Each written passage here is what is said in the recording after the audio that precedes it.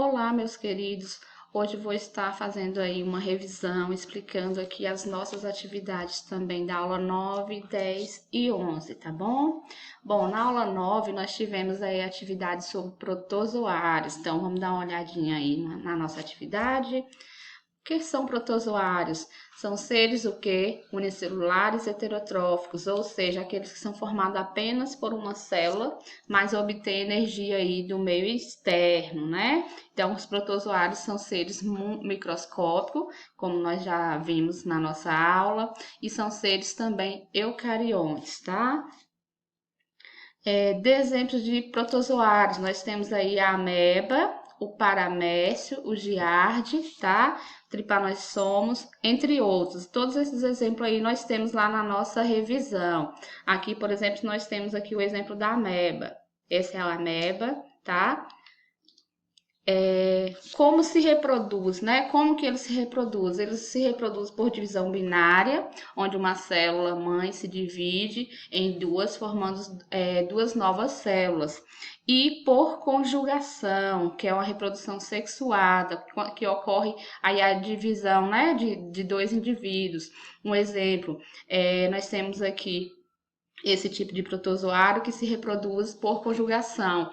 Quando paramécio, né? Ele se encosta no outro, há uma transferência de material genético. Essa reprodução é chamada de conjugação.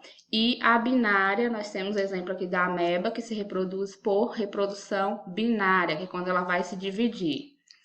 E são classificados, né? Como que são classificados aí os protozoários? Então, nós temos aí os rizópodes, que são aqueles que possuem falsos pés, como, por exemplo, aqui a ameba. Vocês podem estar observando que ela tem algumas estruturas como se fosse pernas, né? Então, são chamados de rizópodes, ou seja, falsos pés. Temos os ciliados, que aqui nós temos também um exemplo, que são esses pequenos cílios que tem ao redor, são conhecidos como ciliados. Temos os esporozoários, que são seres que não possuem nenhuma estrutura locomotiva, mas conseguem se locomover, e são seres aí parasitas. E os flagelados, que são aqueles que têm a caudinha embaixo, né? Tem algum flagelo embaixo, então são chamados de seres flagelados, tá bom? Aqui na questão 3, nós temos aí duas imagens que eu pedi para você estar observando. A imagem A e a imagem B são dois protozoários, né? A imagem A representa aí um rizópodes, como eu disse, pelos falsos pés, né? É a estrutura da ameba.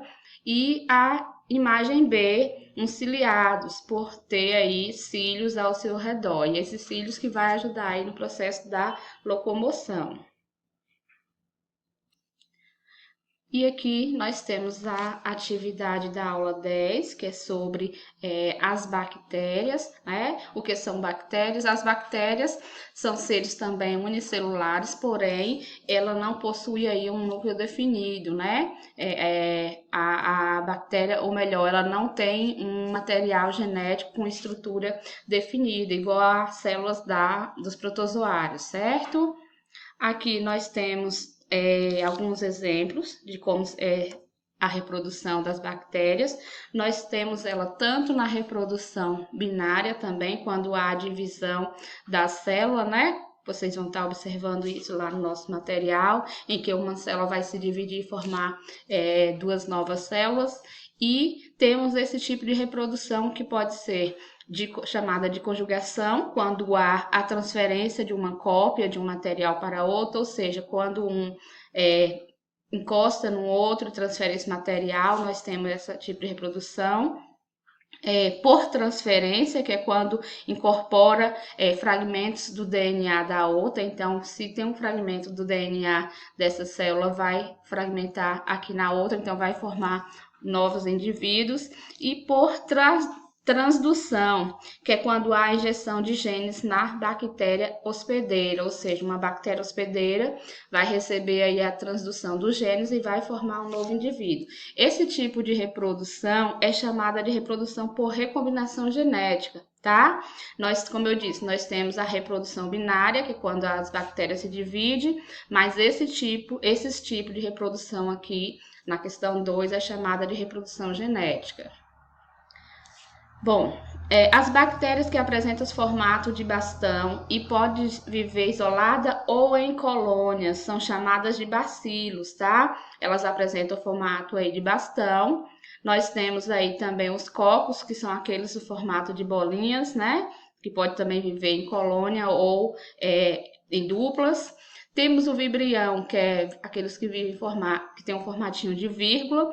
E os espirídeos, que são aqueles na forma espiral, também tem lá no nosso conteúdo. Bom, eu pedi aqui, faça um conceito sobre as bactérias cocos, né? Elas apresentam formatos esféricos, ou seja, são o formato de uma bolinha. Podem ocorrer isoladas, ou seja, pode viver isoladas ou agrupadas, como eu disse para vocês. Isoladas, né? Quando vive uma só, pode viver em dupla, que é chamada de diplococos, agrupadas no formato de um cacho de uva, que também pode ocorrer de viver desse jeito, ou em formato de um colar, que é chamado de streptococcus, tá?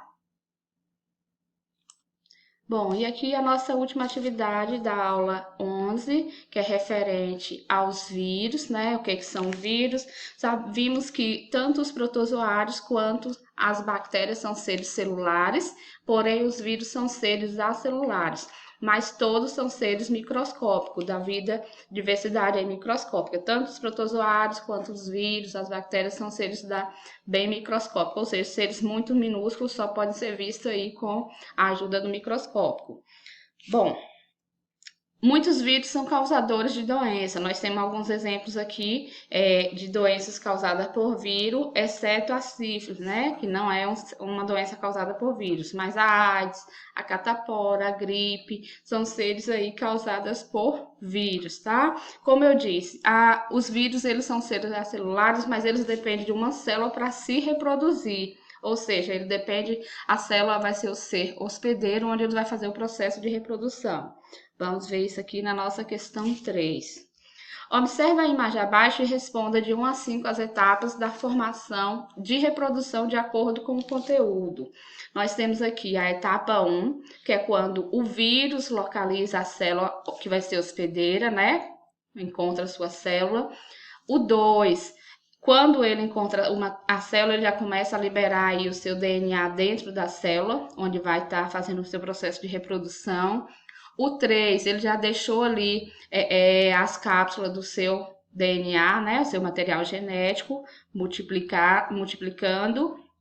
No 4, essa multiplicação já foi concluída, ó, tá vendo que já temos vários vírus dentro da célula.